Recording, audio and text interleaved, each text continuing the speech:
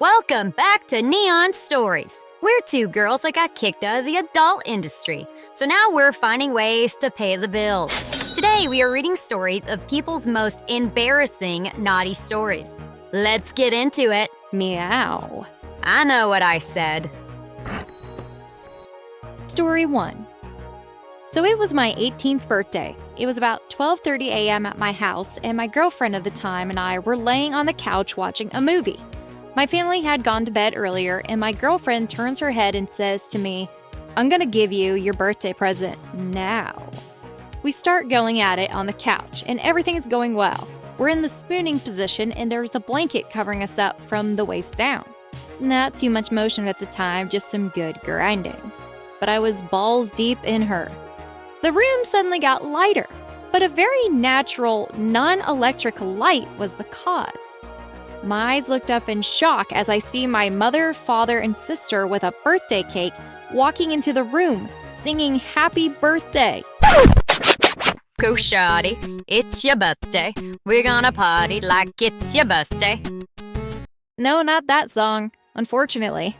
So this is all going on while I am balls deep in my girlfriend. So what happened next? Did he, extract from the situation gracefully? Evidently, yes. He did have to read a birthday card from his sister while his manhood was inside a woman. That is something you never want to do. Okay, though, did he, emulate the, shucks, thanks, but we're just kind of winding down and watching the show vibe? That is exactly what happened. He tried to pretend that they were sleeping and had just been woken up. Give this man the Oscar. Story 2. A long time ago, I was having a relationship with someone I shouldn't have been seeing. So, as a result, we were sneaking around. We were staying at a friend's place in Colorado. Very cool, rustic, fireplaces. Make sure the doors are locked because there are bears kind of place. We were sleeping in separate bedrooms. But in the middle of the night, I decide to be naughty.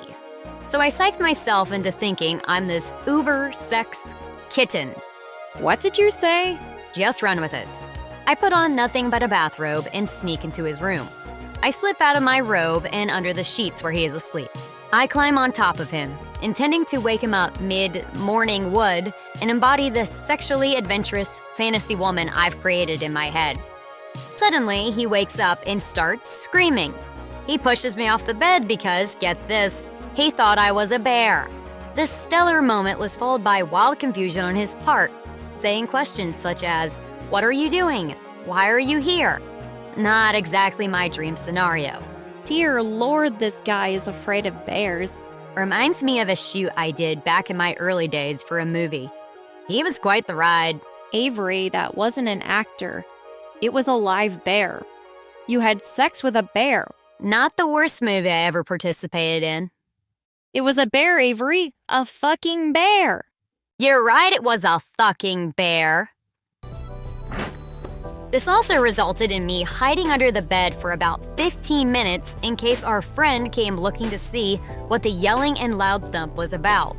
Although the sound of my ego deflating may have been louder, honestly. So long story short, I thought I was a sex kitten. He thought I was a bear. Story 3.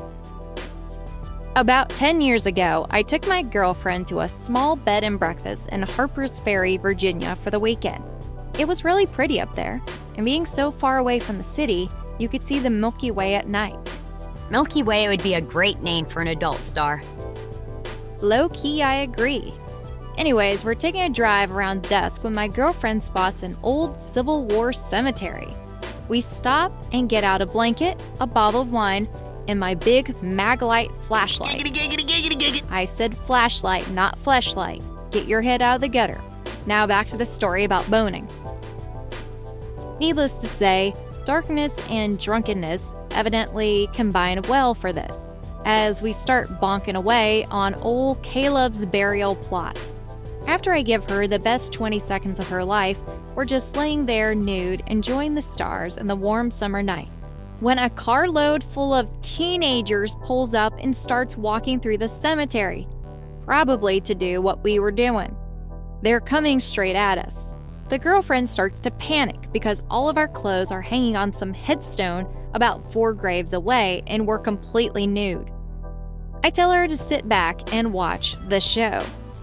It is so dark that I figure the kids' eyes haven't yet adjusted to the night. They were 10 feet away, obviously coming straight at us. Just as they were 5 feet away, I jumped up totally nude, turned on my 5D cell mag light right into their eyes and yelled, "Stop right there! You're under arrest." Well, they screamed like a bunch of 4-year-olds and bust their booties towards their car, flying off in a cloud of dust. That's when I turned to my girlfriend and treated her to another 25 seconds of pure ecstasy. On the second round, I go the distance. Bonus story time. I went down on the guy who was so shy he wouldn't even take his shirt off while we were having sex, even when I insisted. Just some spooning that turned into intercourse, and we never changed it up. He would get so discombobulated. If I tried to take control, he would start making weird tick noises that he said were out of nervousness. He didn't want to release his seed in my mouth or on my stomach, so he came in a plant. He would say he was about to splooge, and he'd then ask where, and I'd tell him all of my cool spots. But then his response to all of them was like, "I feel bad." So he ran over to a plant while I just laid there like, what? By far the weirdest thing I ever did with a dude. I legit feel so bad for this dude. You know what? While this was possibly the most embarrassing of our stories, part of me kind of wants to think that this dude became like a sex god later in life. And if not, it's never too late to learn. You could always become a sex kitten. Thanks for watching this Neon Stories episode. For more of our videos that you can play at a retirement home, please follow and support us on all of our platforms. Please, we have bills to pay. We really do. Anyways, I've been Avery. I'm Trixie.